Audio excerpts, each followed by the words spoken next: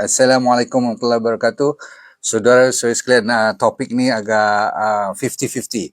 Jadi anda dengar dulu dan anda buat keputusan. Saya juga boleh bagi keputusan. Tapi memang betul, mula-mula you all kata dua-dua pun bagus.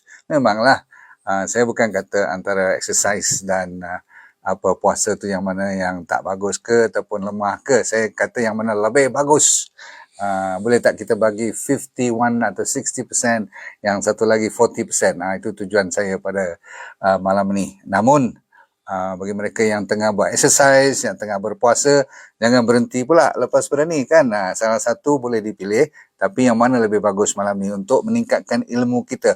Kenapa kita berpuasa, kenapa kita exercise. Jadi bila kita buat tu, we know why. Kita cuma tak jadi macam ikut je apa orang buat. Betul? Baik, nombor satu. Biar kita bagi pembetulan dahulu. Okey, dah ada semua? Bismillahirrahmanirrahim. Assalamualaikum warahmatullahi wabarakatuh. Semoga anda sihat walafiat. Okey, mula dulu. Ada satu kesalahan yang orang mula mengatakan yang exercise boleh meningkatkan longevity ataupun bak kata bahagian masalah ni boleh panjang umur. Kita orang Islam, umur panjang pendek tu dah ditetapkan, betul?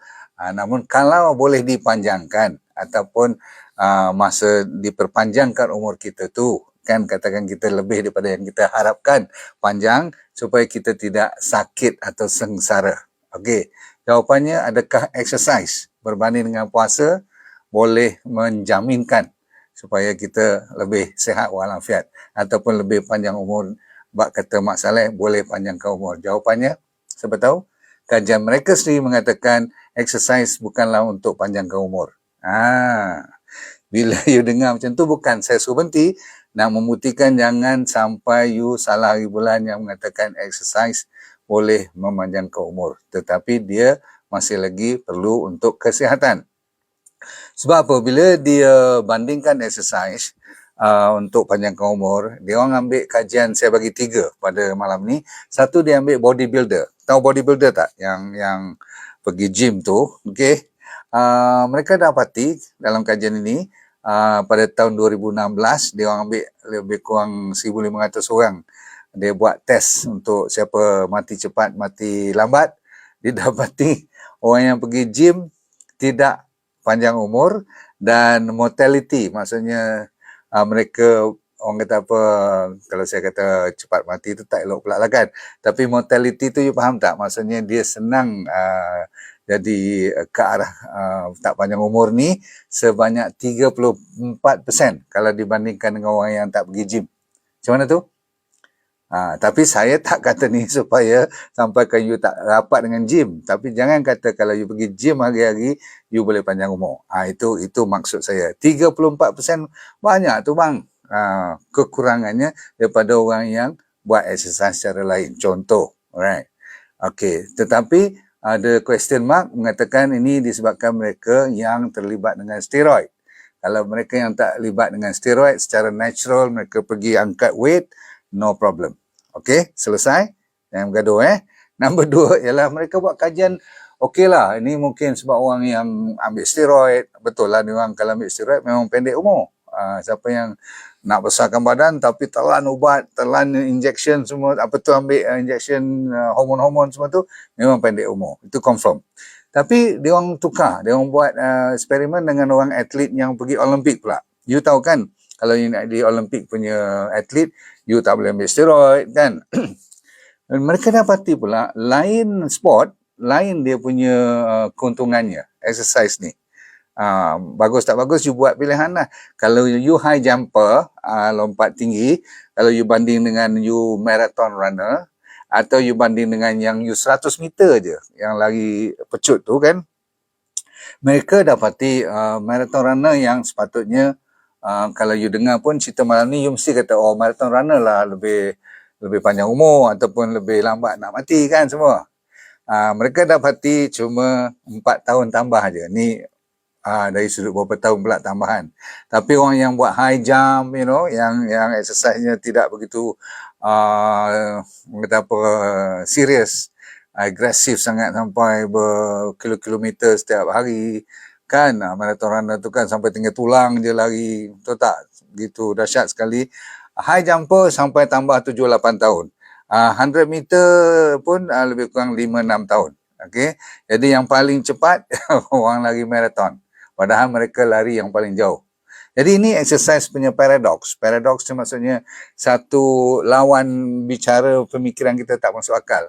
Kita ingatkan dia orang lagi lama exercise, lagi lama dia orang bertungkus lumus, patut Tuhan bagi lebih panjang umur, tapi tidak. Mereka yang paling pendek kalau dibandingkan dengan sport-sport yang lain. Faham? Dalam Olimpik. Baik, last kali ialah main bola sepak. Baru ni siapa yang sokong Malaysia tu happy lah kan kat Bukit Jalil tu. Tapi saya cerita ni tentang mereka-mereka yang berstandardkan macam Messi ataupun siapa Ronaldo, okay? Cristiano Ronaldo, semua tu standard-standard yang paling tinggi. Dia orang buat kajian daripada zaman English footballer tahun 53 ke atas dulu. Dia orang ada satu nama daripada nama Stanley Matthew yang paling lama dalam dunia yang main bola sampai daripada dia jadi champion ni sampai dapat Golden Boot kan. Tahu tak you tahu kan siapa yang main ikut bola sepak ni dia dapat Ballon d'Or. Ballon d'Or tu macam Messi, Ronaldo dah dapat lah kasut tu.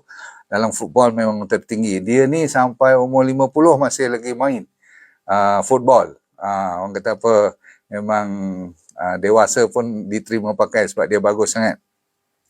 So dia sambung exercise sampai umur 80, 85 dia meninggal.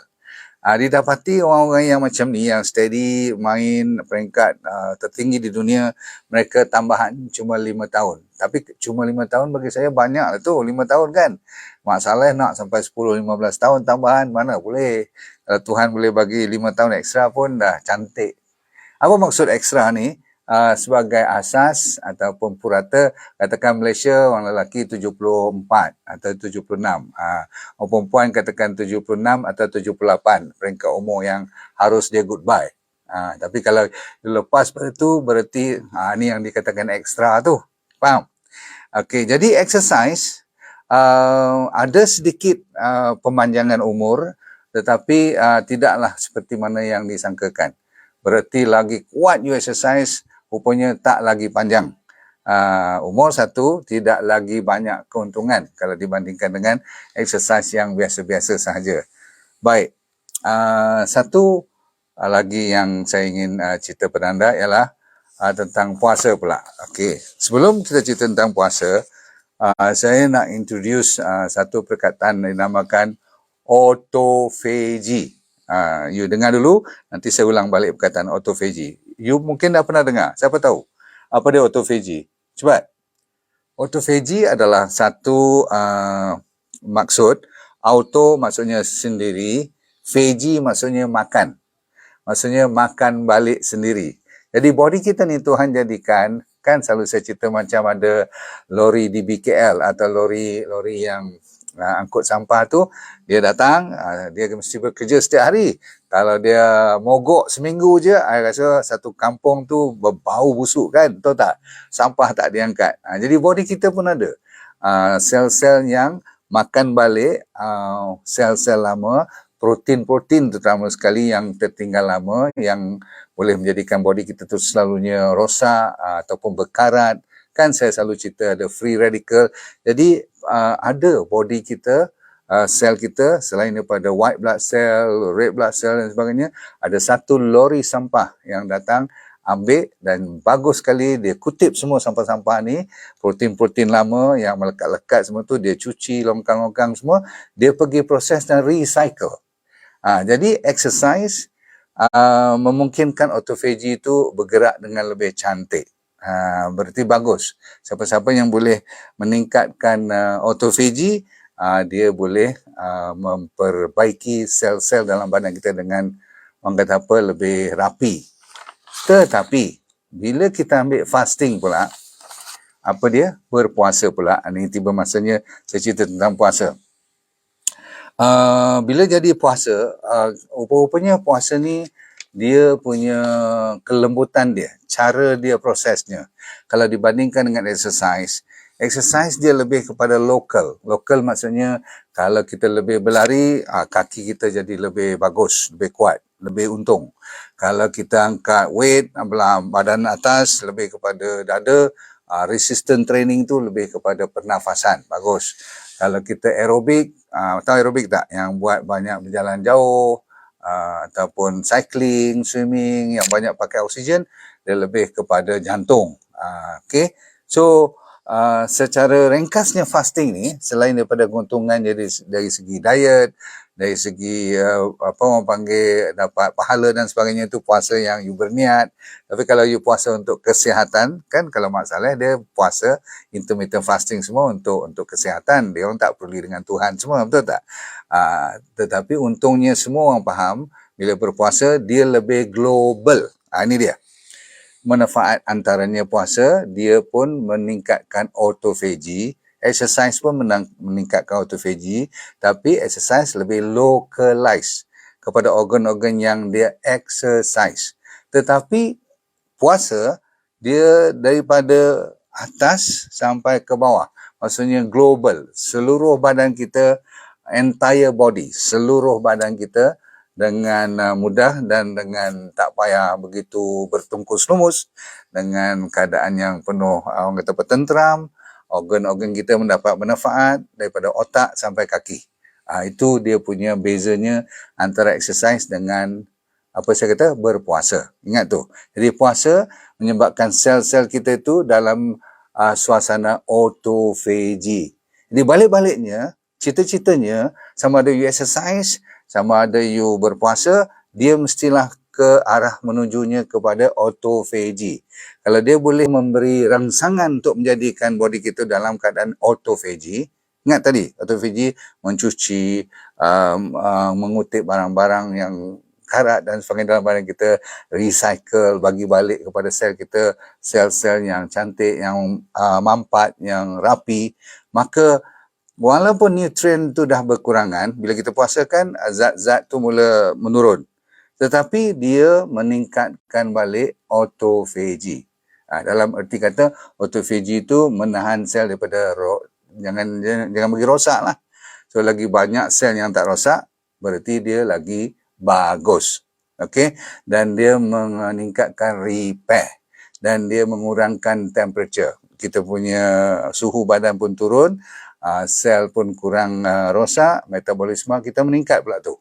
Jadi ada kebaiknya berpuasa dapat manfaat. Namun kelemahan berpuasa pula ialah dia tidak menggerakkan sangat. Kalau you tidak langsung menggerakkan sendi, otot besar dan banyak pakai oksigen, maka ada kelemahan kat situ. Jadi berpuasa ada kelemahan disebabkan tidak ada pergerakan.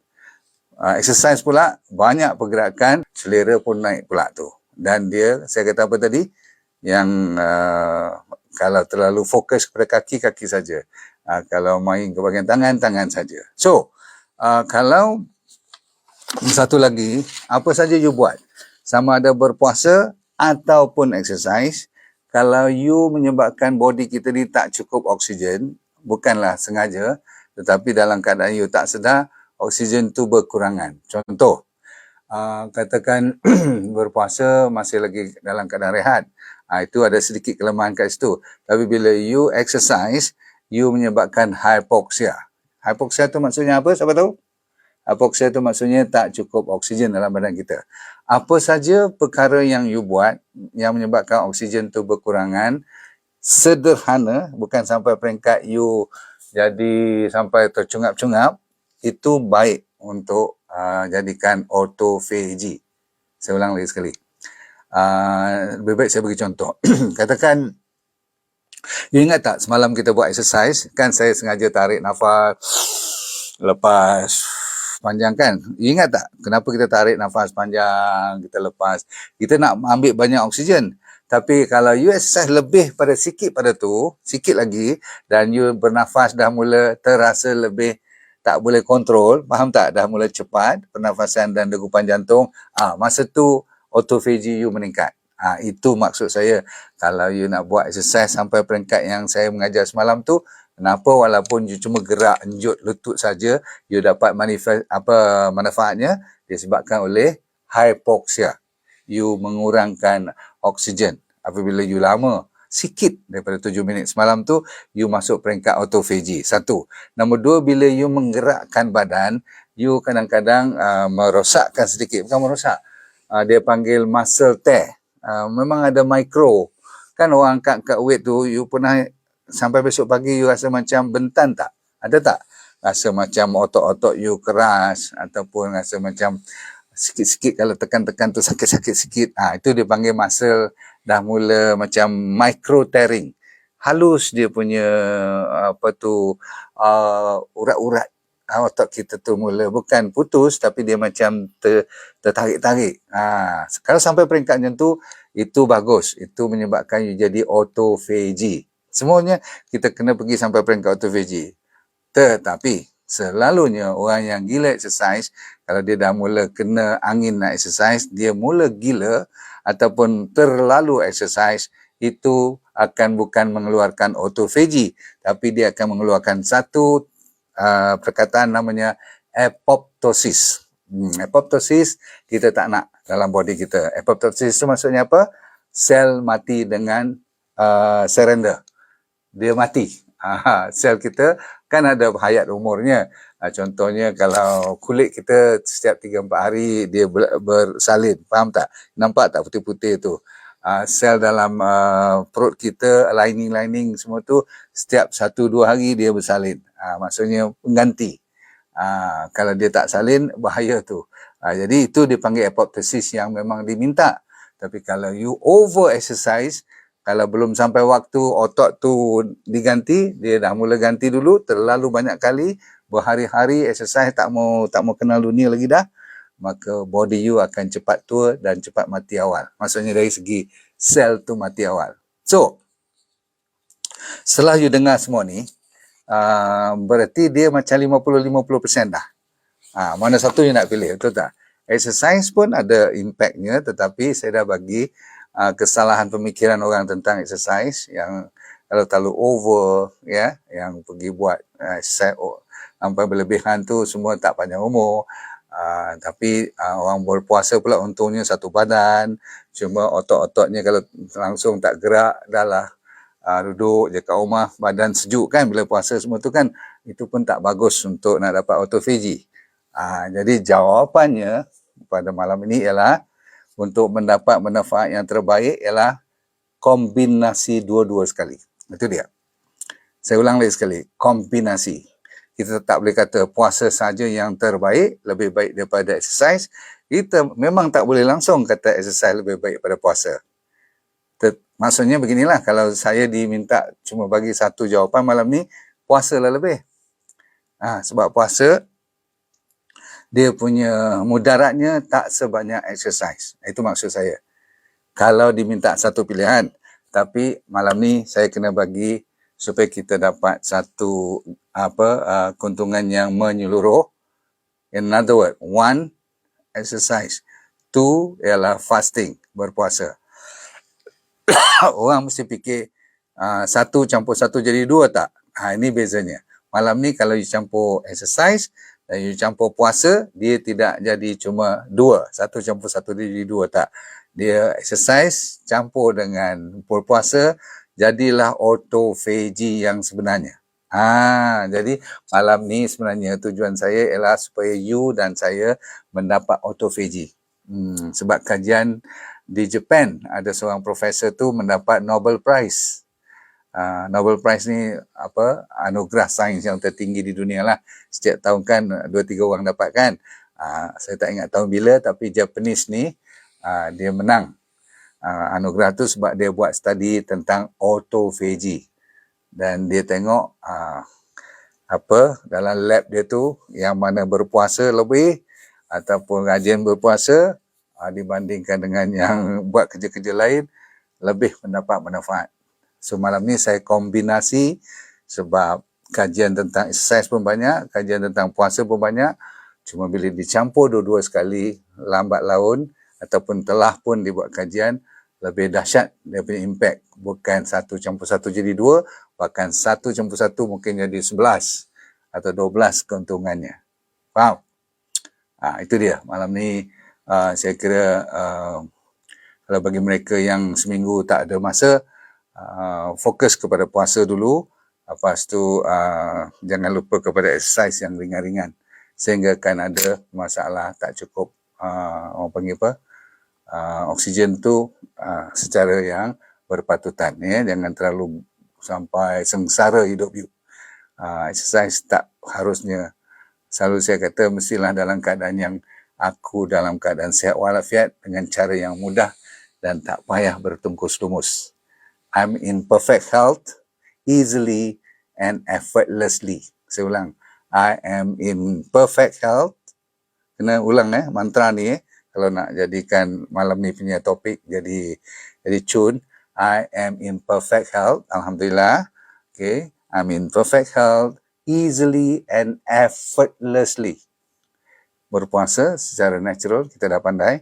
Exercise secara natural yang tidak sengsara ataupun memudaratkan badan. Siap?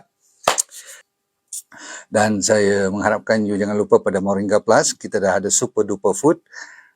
Kalau pun you nak berpuasa, pastikan vitamin, minerals. Wah, Masya Allah. Moringa Plus tu you belajar elok-elok. Saya dah buat lecture. Please learn. It is one of, betul-betul saya kata kat you, super duper food. Ni dia. Pergi mana-mana pun ni makanan resmi antara yang saya ambil dengan Sachainchi Oil, dengan Santera tu. 3 tu dah cukup pergi mana-mana pun. Assalamualaikum warahmatullahi wabarakatuh. Let go, feel good all the time. Dunia bahagia, akhirat syurga. Bye. Jumpa lagi. Baik, saya mencari cuma 20 orang saja yang kali ini untuk saya buat kelas demi kelas, untuk saya mengajar dia jadi dropshipper saya. Saya punya trainer, saya dah ajar di mereka untuk train you all tanpa modal langsung, yang perlu cuma handphone dan jari yang masih boleh bergerak. Kalau itu ada, you dah boleh berniaga tanpa modal, tanpa risiko apa-apa. Sama ada you bekerja boleh buat part time ataupun full time suri rumah tangga, no problem. Dengan syarat you kena rajin sedikitlah belajar dan ikut apa yang kita tunjukkan, sebab semuanya dibuat secara percuma. So kalau nak dari antara 5 hingga 10 ribu tu, orang kata apa, senang-senang aja kalau you buat betul-betul. Okay, nak lebih pun boleh, tak ada masalah. Nanti kita pelan-pelan akan ajar you, dan yang penting you sign up dulu secepat mungkin. Cuma 20 yang pertama saja, okey?